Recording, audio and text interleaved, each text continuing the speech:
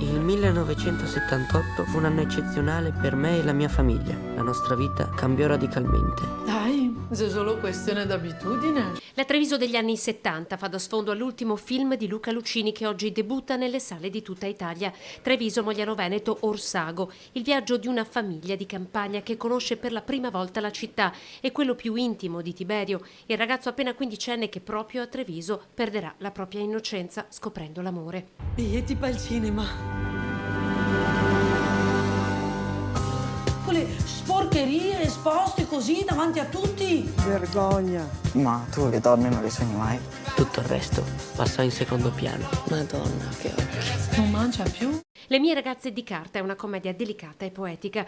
L'amore di Marica per Tiberio, il racconto di una società che ha conosciuto il cinema a luci rosse, attratta e allo stesso tempo intimorita da un'idea del compianto Mauro Spinelli di Luca Lucini rimasta nel cassetto per diversi anni, oggi portata alla luce anche grazie al sostegno della Veneto Film Commission.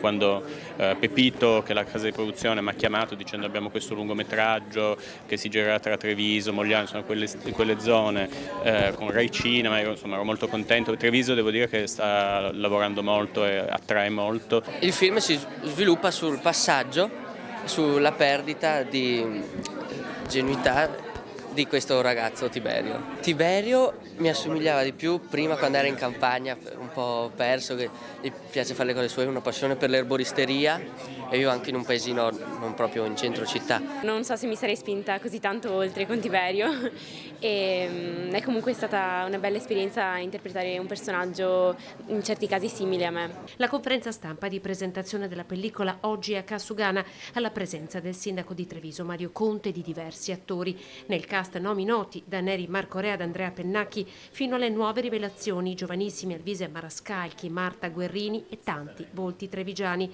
da Eleonora Panizzo a Davide Stevanato fino a Marco Sartorello. Dopo il debutto nelle sale, il passaggio in Rai, non prima però di aver deliziato il 1° di agosto in Piazza Rinaldi i trevigiani.